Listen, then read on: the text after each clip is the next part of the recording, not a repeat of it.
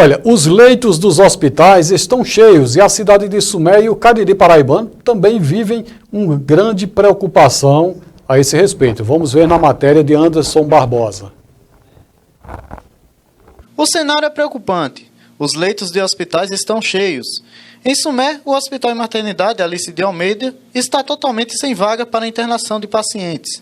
Transferências também não estão sendo feitas, pois os hospitais de Campina Grande e João Pessoa também estão lotados. Nos últimos dias, os aumentos de casos de pessoas infectadas têm sido frequentes, e o mais preocupante é também o aumento de mortes no município. E agora, sem poder fazer transferências para hospitais com melhor estrutura, como os hospitais de Campina Grande e os da capital, que tem UTI, a preocupação aumentou.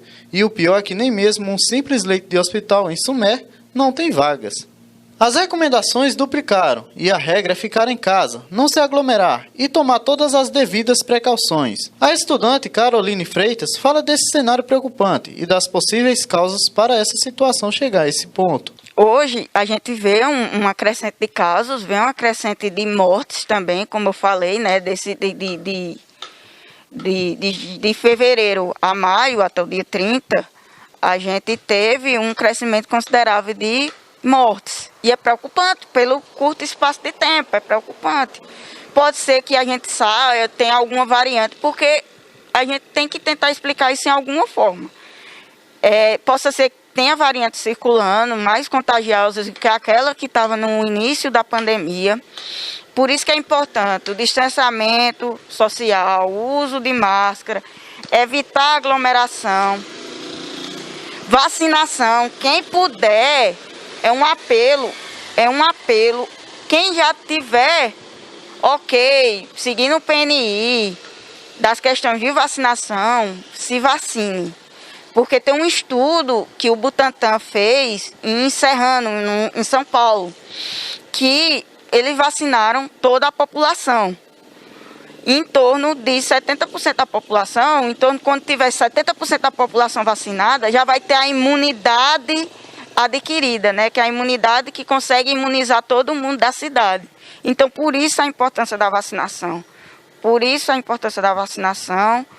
E para a gente tentar livrar esse mal, né? Porque vem prejudicando a economia, vem prejudicando a educação, sobrecarregando o sistema de saúde. Ela faz algumas comparações com dados levantados desde o início da pandemia até o momento, através de um projeto realizado. A gente tem algo que é para ser bastante levantado em consideração em relação aos picos. A gente viu que no tempo das eleições, pós-eleições, houve um pico bastante significativo no número de casos. E também a questão da festa da padroeira também houve um aumento, querendo ou não, houve uma aglomeração. A questão da vaquejada também houve outro pico também. E a gente observou algo que foi bastante interessante, foi em relação ao número de mortes. Interessante e preocupante, né? Porque a gente tem, do início da pandemia, desde lá do mês 5 até janeiro desse ano, a gente teve em torno de 9 mortes. De janeiro até dia 30 desse mês, a gente teve um aumento de número de mortes em torno de... Deixa eu anotar... 29 mortos. É um curto espaço de tempo em relação ao tempo anterior, um curto espaço de tempo e muita morte. É algo que é assustador, é algo que é para a população se preocupar, porque é algo que a gente tem como se prevenir e tem como a gente evitar o achatamento da curva, né? Que como a gente fala, o achatamento da curva é porque a gente, como tem os picos, a demanda do sistema de saúde não consegue aplicar a quantidade de número de pessoas que estão sendo infectadas. Quando a gente fala em achatamento da curva, a gente distribui esses dados de contaminação durante o tempo.